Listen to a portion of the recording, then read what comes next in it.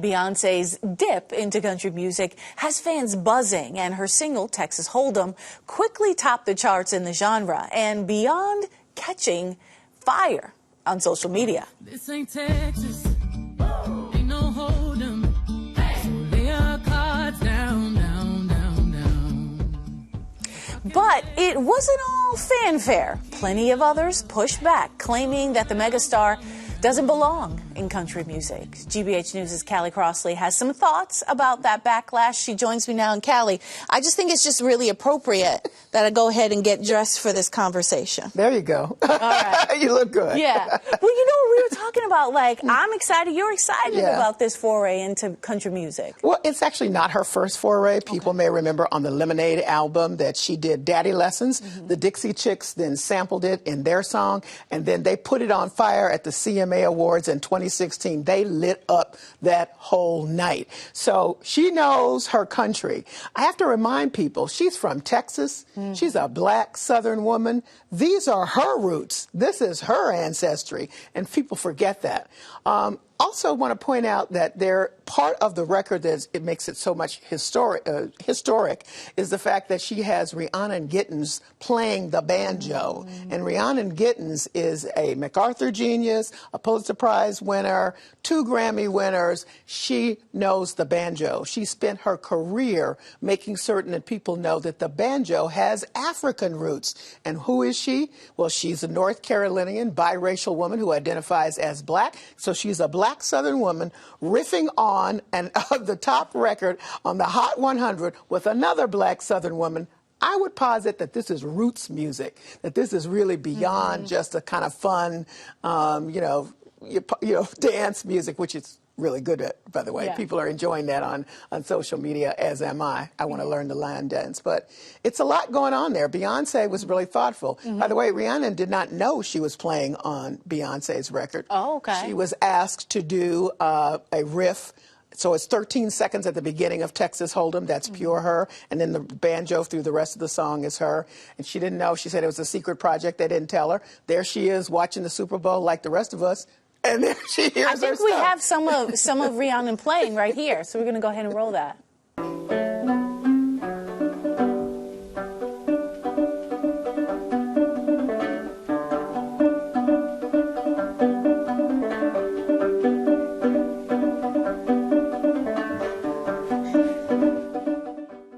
She's really talented. Yeah. She plays multiple instruments, but the banjo is really her heart. And as she has said, she's taking back the narrative that what people think of country is really not what it is. That country music was really black music that then got somehow transfigured into what people's image of it is, which is sort of Jason Aldean, Take That in a Small Town, all of that. Yeah. And as you know now, there are so many black artists in country who have been struggling to, get back in the genre, but according to Rhiannon and what we've seen now from Beyonce, they should have been there all along. Well, I mean, she's really elevating black country music artists who have been sort of grinding in the background for a really long time. That's exactly right. So the Mickey Guytons and the Allison Spencers, the Allison Russells and the Brittany Spencers, Kane Brown's doing pretty well. Yeah. But we should note that it's not just, there's been some pushback around trying to change that narrative. Even among some other white artists, like Maren Morris stepped away saying, I can't be a part of country if y'all keep pushing this other thing. And then T.J. Osborne, one half of the Osborne brothers, came out as gay, and they said, that's not country. And he said, yes, it is, because that's what I do. So Beyonce is creating a pathway, as she always does, for not just herself, but other people as well. And I noted that Dolly Parton said, go ahead, girl. Oh, Good absolutely.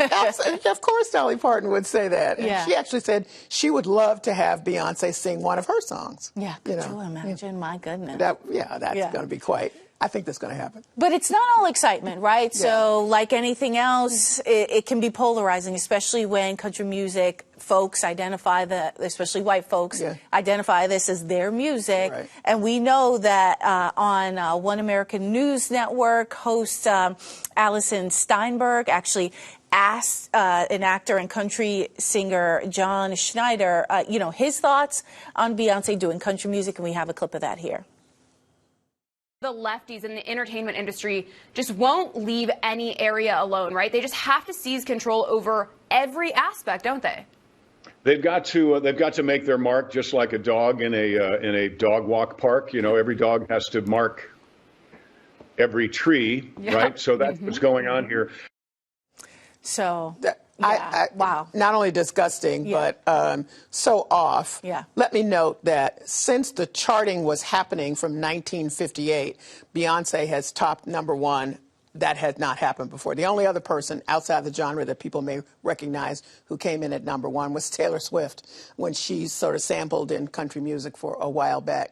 But this is ridiculous. Yeah. Obviously, she doesn't have to, be compared. Well, being compared to a dog is disgusting to begin with. For sure. But the mark that she's made, nobody even knows who John Schneider is. Come on. I mean, let's be clear. That's true. Let's be clear about it. I know he is, but a lot of the stations initially, the country affiliated stations said they weren't going to play her, and that lasted about a minute. Right. Because everybody said they wanted it. And what I think also that people should look at, because it's fun, for one thing, all of the TikTok dances to the song are a mixture of folk. Old folk, young folk, white folk, black folk. Everybody that you can imagine is dancing to that tune. So those people who have in their mind, this is just this little square box and certain folks do not belong, are just wrong. Yeah, for sure. And I think also she's not only helping people of color, black folks, she's also helping women in general who usually get something around 10% of the actual spins on country radio. So that's a huge deal as well. That's exactly right. I'm just going to note that. Let me see. There's some crazy amount. When it first hit, 19.2 million official streams and 4.8 million in all format airplay audience. And I didn't check to see what it is today, but it's clearly topped that. So you can't stop a train. Can you? And we're going to be two-stepping to Beyonce. Right. And actually, her lyrics in the song actually refer, it seems to me, they implied the two-stepping, and that's going to give it the whole other life that the TikTokers are doing right now, making up their dances to it. So I think this is going to be around a while. Even her other song that she premiered at the Super Bowl, 16 Carriages, came in at #9 on Hot Country. So John and everybody, step down. That's true. Because you know what else I'm thinking about, she, R&B, huge. She raps. Her house album was amazing. And now country, it feels like there's nothing Beyonce can't do. And she's calling it Act 2. Yeah. So the first act was Renaissance. The Renaissance tour, as people may have heard, really incredibly financially successful. A lot of attention on Taylor Swift's tour, which was very successful as well, but Beyonce's blew it out as well. And now this is Act 2. She's been on the tour. She was wearing cowboy hats, silver ones, glittery ones. We didn't know that she was teasing us with what was coming.